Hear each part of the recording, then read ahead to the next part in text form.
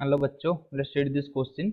The power of water pump is 4 kilowatt. If G equal to 10 meter per second square, the amount of water it can rise in 1 minute to a height of 20 meter each. तो question में क्या दिया है? Question में दिया है कि जो एक पावर है एक पंप का, वाटर पंप जिसका पावर है 4 किलोवाट और ये 1 मिनट में 20 मीटर हाइट तक कितना पानी उठा सकता है उसका हमको पूछा है। तो उसके लिए जो की कंसेप्ट है, तो की कंसेप्ट क्या है कि जो पावर होता है वो होता है work done per unit time. एक यूनिट टाइम में कितना वर्क डन हुआ है। और वर्क डन क्या होता है? तो वर्क डन हमको पूछा पता है कि जो वर्क डन होता है वो होता है फोर्स इनटू डिस्प्लेसमेंट। तो इसी केस में तो हम अगर वर्क डन निकालने के लिए कोशिश करेंगे तो वर्क डन कितना होगा?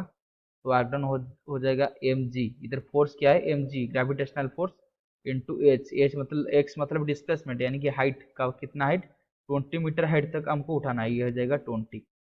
तो एम क्या है? मास। ये जो मास है वाटर का जिसको हमको फाइंड करना है, तो ये हो गया वर्क डन आ गया। और हमको पावर दिया है 4 किलोवाट। तो पावर क्या है?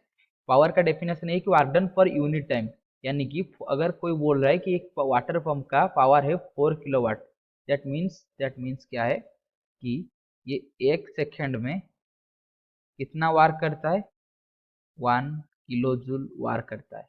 तो अगर 1 सेकेंड में 1 किलो जूल वार करेगा तो हमको हमको इधर कितने के टाइम के अंदर फाइंड करना है? 1 मिनट के लिए। तो 1 मिनट के लिए कितना करेगा? तो 1 मिनट के लिए 60 इंटू 1 सेकेंड के लिए कितना किया था? 4 किलो जूल। सॉरी, इधर गलती से 1 लिखा दिया।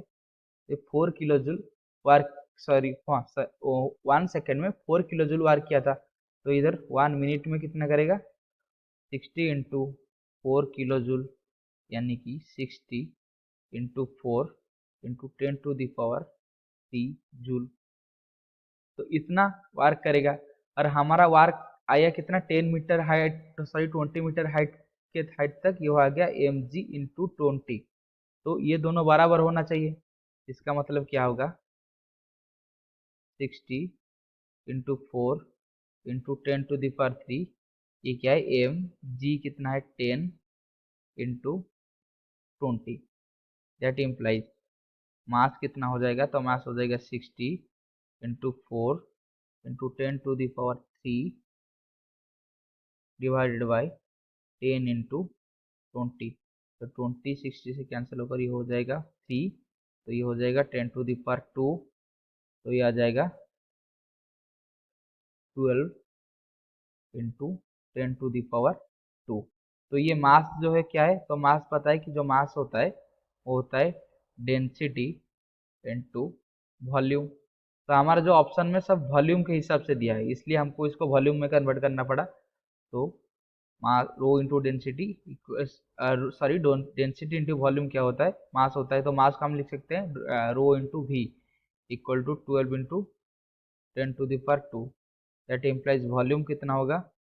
12 into 10 to the power 2 divided by rho. तो वाटर का डेंसिटी कितना होता है एसआई यूनिट में? तो ये होगा 12 इंटू 10 टू द पावर 2 और वाटर का डेंसिटी होता है 10 टू द पावर 3। तो ये हो जाएगा 12/10।